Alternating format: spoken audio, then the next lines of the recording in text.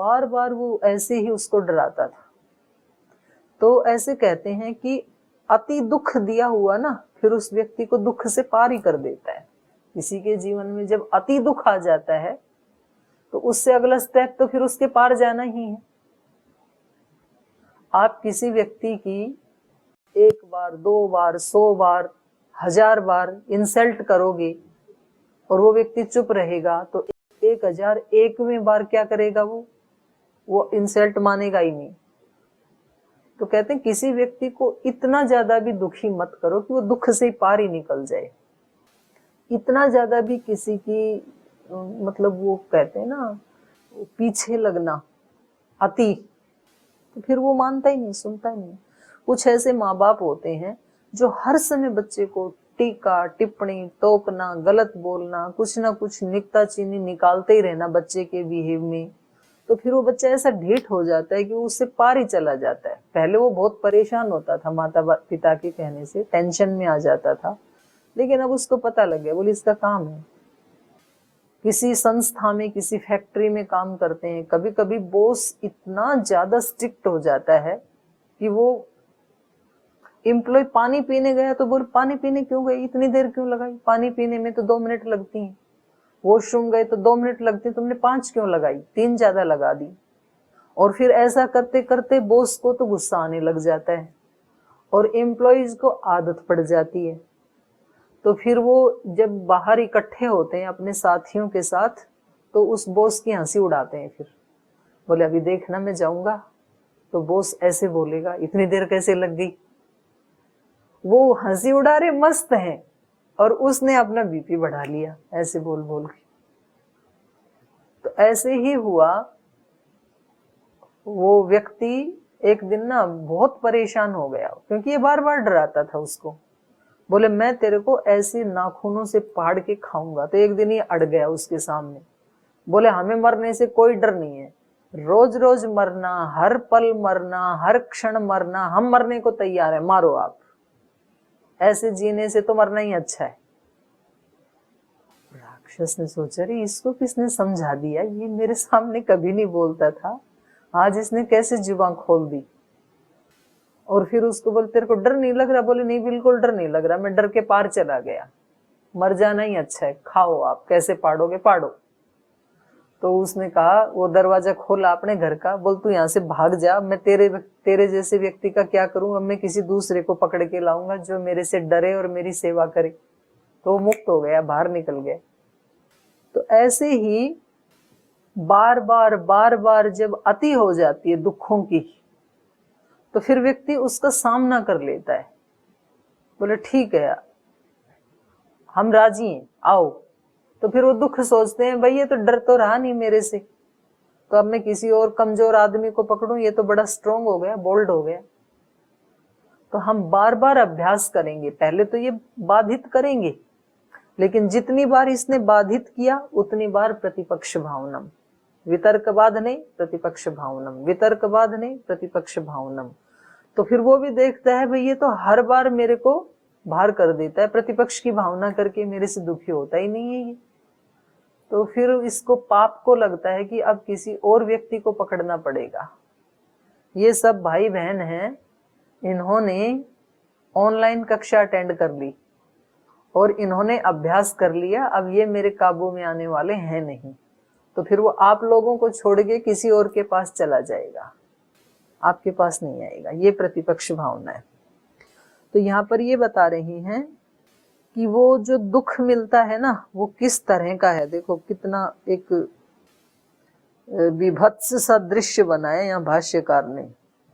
प्रथमम वध्यस्य वीर्यम आक्षिपति, जिसको दंड देना होता है ना, जैसे हम देखते हैं ये मुर्गे मुर्गी आदि को काटते हैं, बिल्कुल वैसा वर्णन यहाँ व्यास भाष्य ने किया है कि जिस आत्मा ने पाप किया है उसको दंड देते समय पहले क्या करते हैं, पहले उसके बल को अवरुद्ध कर देते हैं।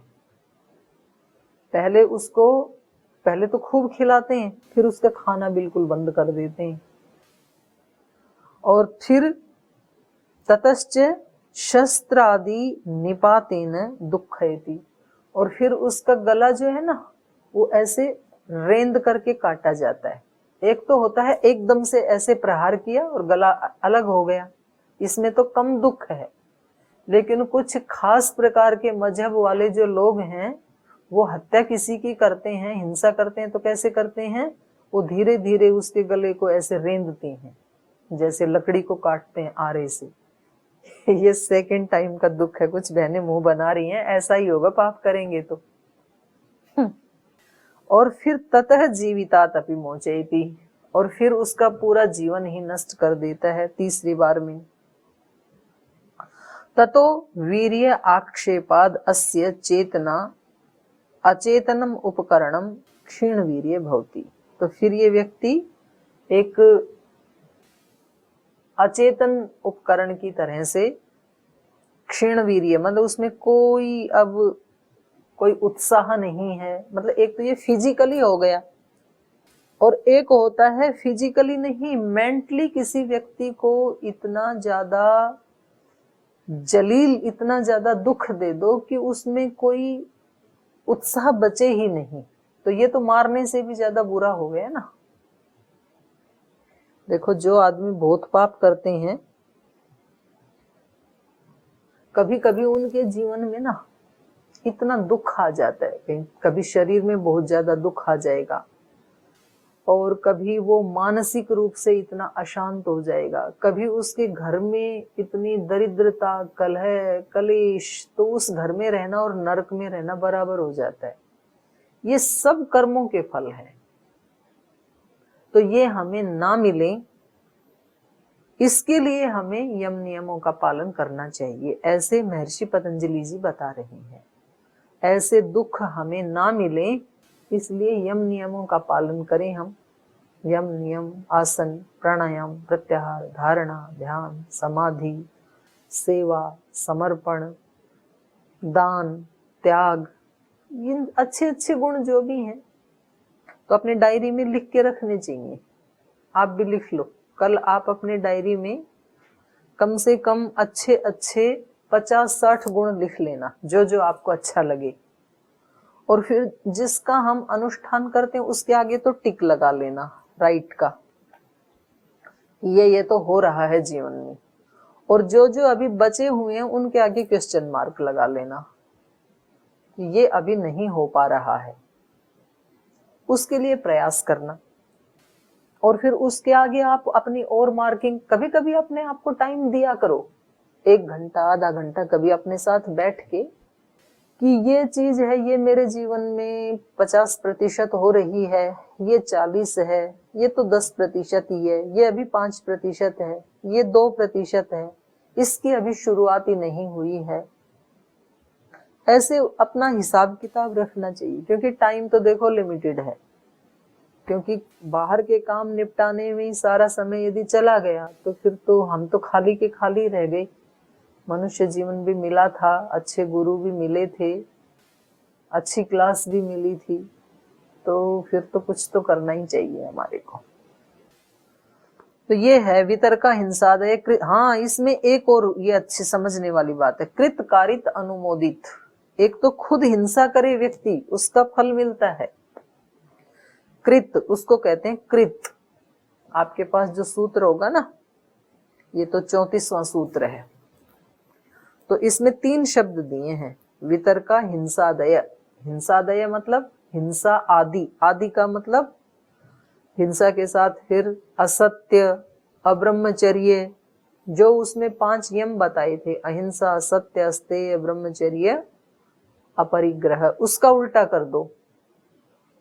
अहिंसा का उल्टा हिंसा, सत्य का उल्टा असत्य, अस्तेय का उल्टा स्तेय, चोरी करना, ब्रह्मचर्य का उल्टा अब्रह्मचर्य, असंयम, अहिंसा, सत्य, अस्तेय, ब्रह्मचर्य, अपरिग्रह, अपरिग्रह का उल्टा परिग्रह। सब कुछ जोड़ के रखना, सब मेरे पास ही होना चाहिए। कुछ लोगों की तो ऐसी टेंडेंसी होती है, हे रामा, घर में चीज सड़ जाएगी लेकिन वो किसी को देंगे नहीं, ये है परिग्रह। और कुछ की ऐसी प्रकृति होती है कि वो सब कुछ बांटने में उनको खुशी मिलती है, और इसके लिए शास्त्र पढ़ने की जरूरत नहीं है।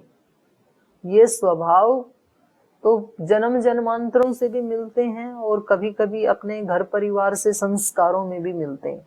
जैसे हमने देखा, हमारी माता जी तो एक अक्षर भी पढ़ी हुई नहीं थी, बिल्कुल अनपढ़ थी, और गांव में रहते थे तो कुछ तो देने के लिए तो होता नहीं है गांव में। छोटा सा एक परिवार, छोटे से घर में पैदा हुए, गांव में पैदा हुए। लेकिन हमारी माता जी का ये नियम था कि कोई भी व्यक्ति घर में आया, कुछ भी नहीं है ना, तो खेत में से, जैसे अभी सर्दी की ऋतु है तो थोड़ा बथुआ तोड़ के उसको बथुआ दे देती थी। जैसे खेत में एक अमरूद का पेड़ लगा, अमरूद तोड़ के 2 अमरूद दे दिया, संतरा का पेड़ है 2 संतरा तोड़ के दे दिया, नींबू का पेड़ लगा था 5-10 नींबू दे दिए। खाली किसी को नहीं भेजना, लेकिन कुछ भी दो उसको। और पहले ऐसे परिपाटी थी कि जैसे कोई रिश्तेदार आते थे, वो खाने के लिए कुछ लाते थे, खास करके मामा के यहाँ से, जैसे वो पहले तो बना के लाते थे सुहाली, खुरमा आदि। तो मैंने देखा कई बार हमारे को बुरा लगता था, माता जी पूरी वो परात में भर के मेरे को भेजती थी, बोली सब घरों में 5-5 दे के आ जाओ। मेरे को लगता मेरे लिए तो कुछ बचा नहीं, सारा बांट दिया। तो बोले तू ये नीचे के टूटे टूटे बच गए ना, ये तू खा ले, ये तू खा लेना। मैंने कहा मैं नहीं बांट के आऊंगी। फिर बोल तेरे को और बना देंगे, बेटा बांटना ही चाहिए। तो ये जो भाव है दूसरे को देने वाले, और कुछ ये तो है अपरिग्रह, अपने पास ज्यादा समेट के नहीं रखना।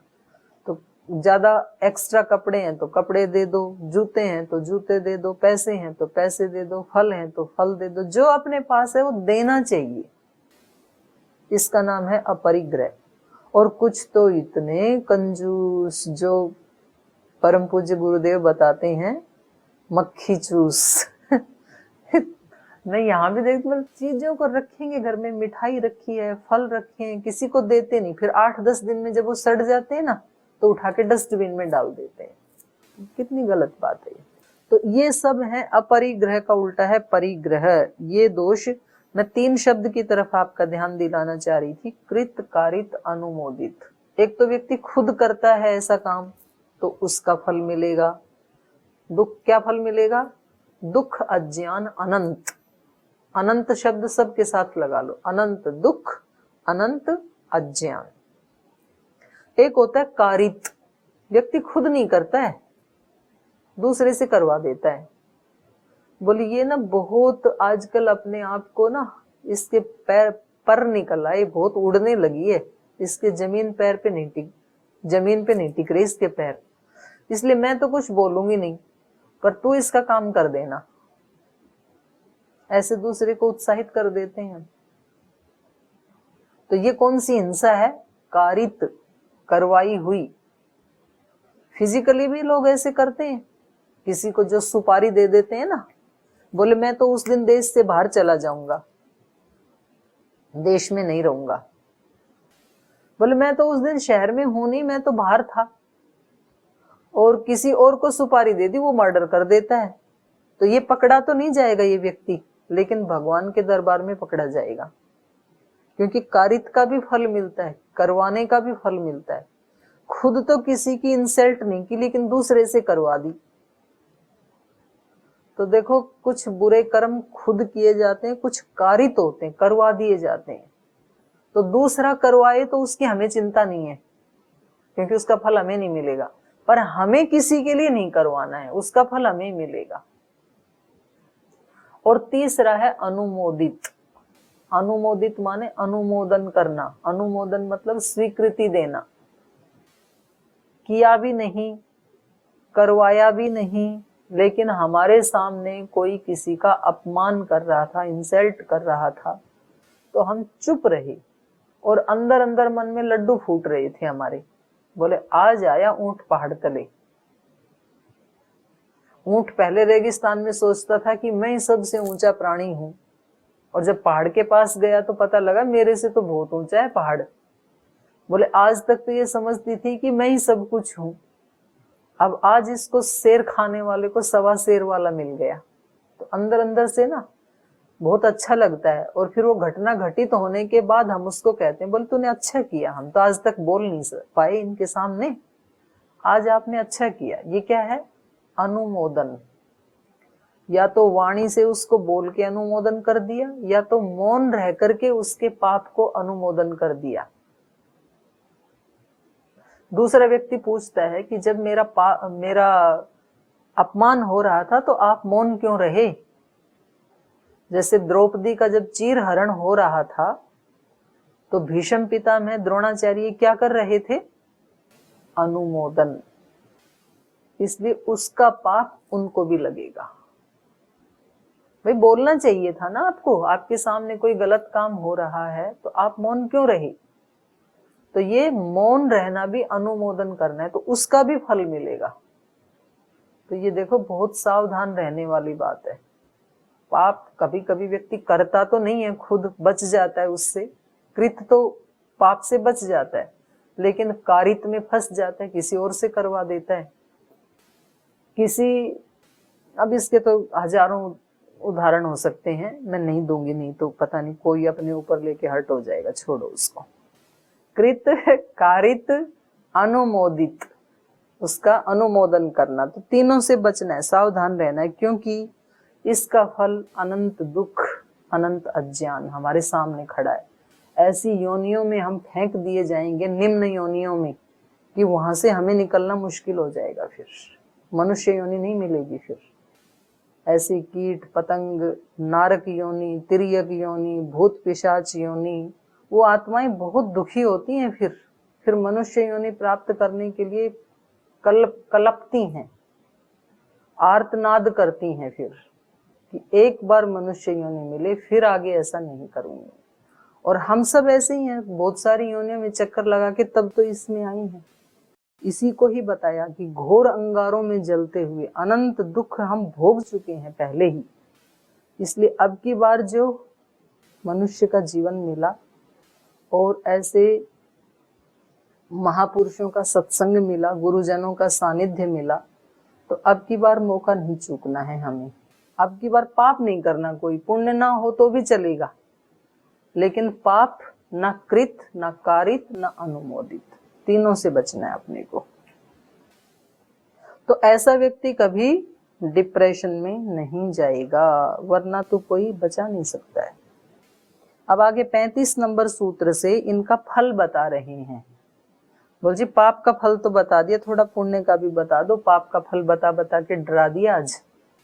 डराया नहीं, मैंने तो सचेत किया है। तो पुण्य के फल सुन लीजिए। अहिंसा प्रतिष्ठायाम तत्सन्निधौ वैर त्याग। जब आदमी मन से हिंसा नहीं करता है, हिंसा का मतलब नेगेटिव थिंकिंग नहीं रखता है और नेगेटिव भावनाएं नहीं रखता है, तो उसके आसपास रहने वाले लोगों के मन में भी वैर की भावना नहीं पनपती है। और हमारी इस भावना को पशु पक्षी तो बहुत जल्दी सेंस कर लेते हैं, मनुष्य को थोड़ा सा टाइम लगता है अनुभव करने में। जो व्यक्ति जिसके मन में अहिंसा प्रतिष्ठित है, मतलब हिंसा नहीं करता है, तो आपको पता है जो ऐसे साधु संत होते हैं तो वो पक्षियों को दाना खिलाते हैं ना, तो वो पक्षी उसके पास आ जाते हैं दाना खाने के लिए। कभी कभी तो उसके हाथ पे बैठ के कबूतर दाना खा के चला जाता है। कुत्ता, बिल्ली, आपके घर में आप जो पालतू कुत्ता पालते हैं तो वो कैसे आपकी गोद में आकर के आपसे प्यार करता है? वो आपसे डरता ही नहीं, क्योंकि उसके प्रति आपके मन में प्रीति की भावना है उस प्राणी के प्रति। हम अपने घर में गाय भैंस पालते हैं, उस गाय की हमारे से इतनी प्रीति हो जाती है कि वो हमारे को देख करके रंभाने लगती है, बोलने लगती, बुलाने लगती है, और हम कहीं इधर उधर चले जाएं तो वो परेशान हो जाती है, क्योंकि वो उस भावना को समझ जाते हैं वो प्राणी कि इसकी मेरे प्रति प्रीति की भावना है, हिंसा की भावना नहीं है, अहिंसा की भावना है। और धीरे धीरे मनुष्य भी समझने लग जाते हैं। लेकिन भावना जब हिंसा की है अंदर, तो फिर पशु पक्षी भी पास में नहीं आते, डरते हैं, और मनुष्य तो बहुत ही ज्यादा बिदकते हैं फिर पास आने से। तो कभी कभी आपने देखा होगी कि कुछ लोग जैसे वाणी का दोष नहीं करते, बहुत मीठा बोलते हैं, लेकिन भावना पवित्र नहीं होती है।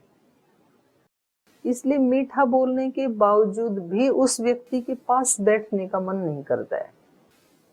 और कुछ लोग ऐसे होते हैं कि जो बहुत ज्यादा, उनकी वाणी में तो सॉफ्टनेस नहीं होती है, धमकाते रहते हैं, लेकिन फिर भी उनसे प्रीति रहती है, फिर भी उनसे दूर नहीं भागते हैं। तो सरिता जी ज्यादा ही हंस रही हैं। क्योंकि उनके मन में दुर्भावना नहीं है, भावना अच्छी है। तो कहीं ना कहीं एक व्यक्ति की भावना दूसरे व्यक्ति की भावनाओं के पास पहुंचती है, भावनाओं को हमारा हृदय फील कर लेता है। ये हमारे सामर्थ्य है, हमारी भावनाओं में, हमारे सूक्ष्म शरीर में।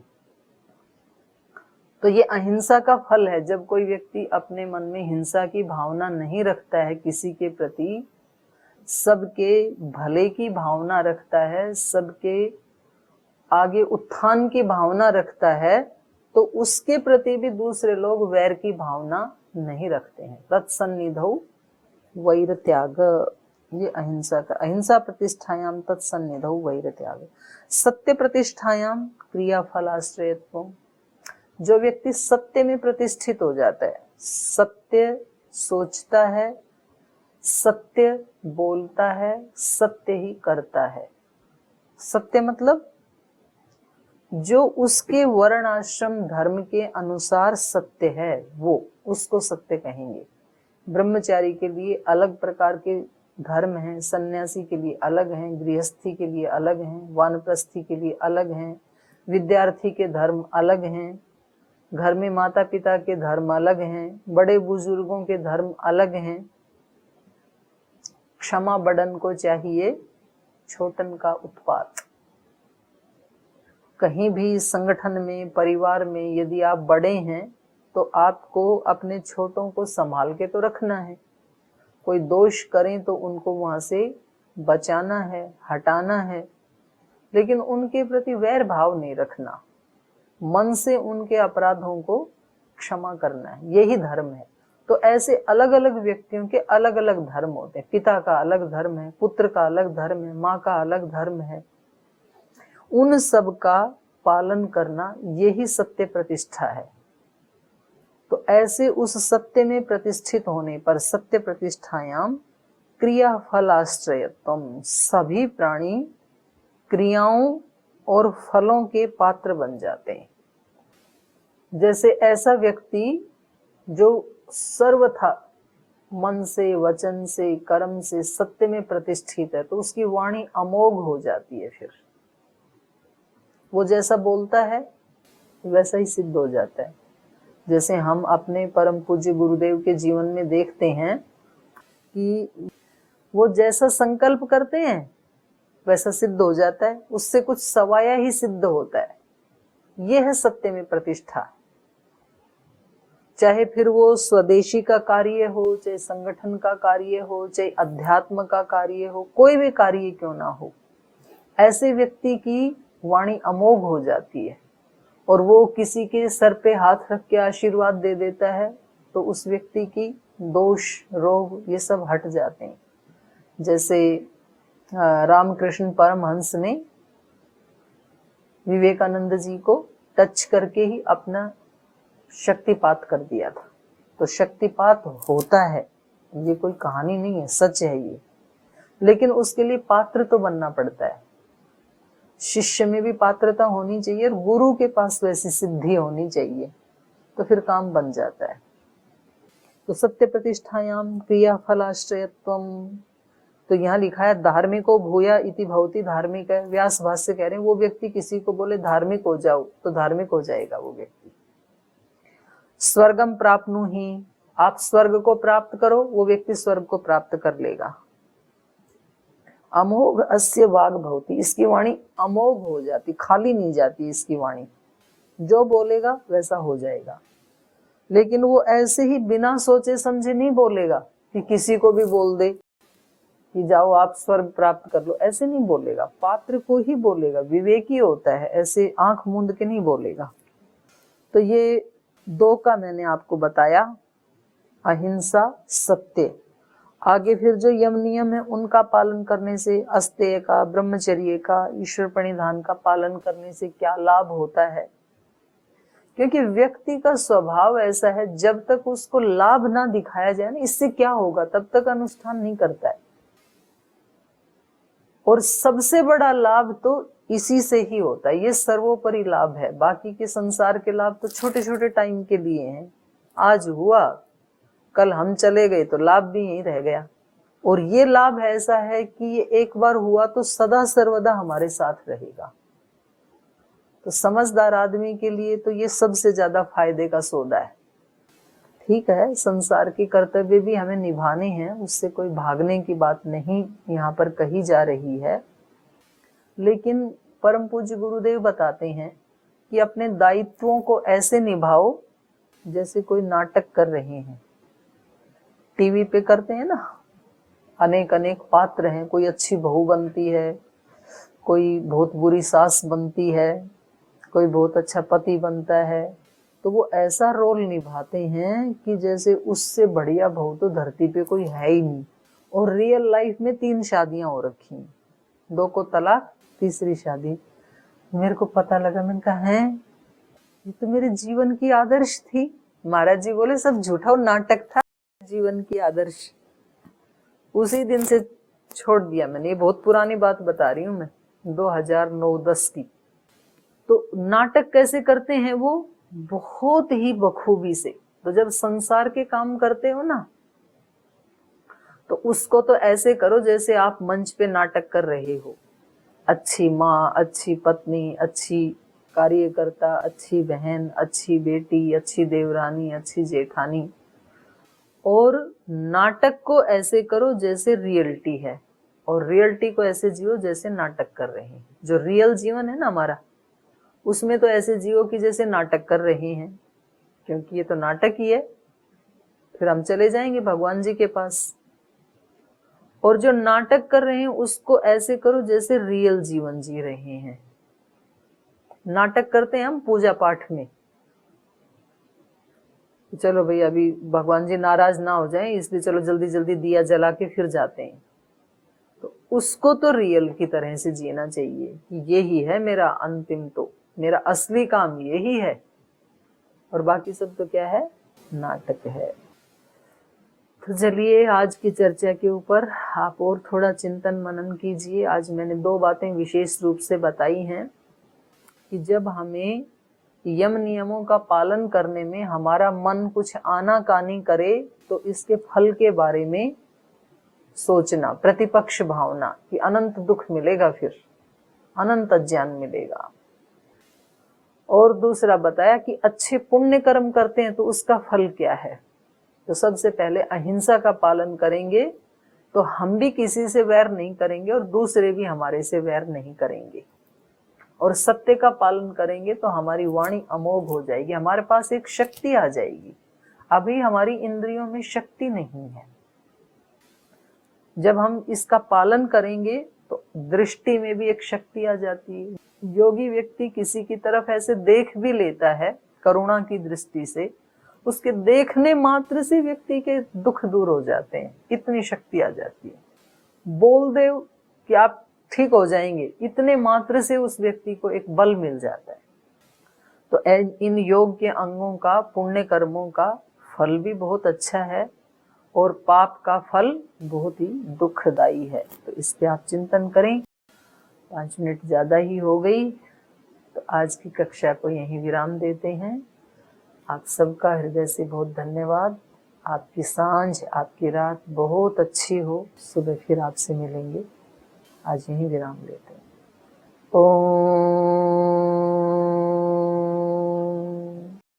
शांति शांति शांति। श्री परमात्मने नमः। श्री गुरुभ्यो नमः। सर्वेभ्यो नमः।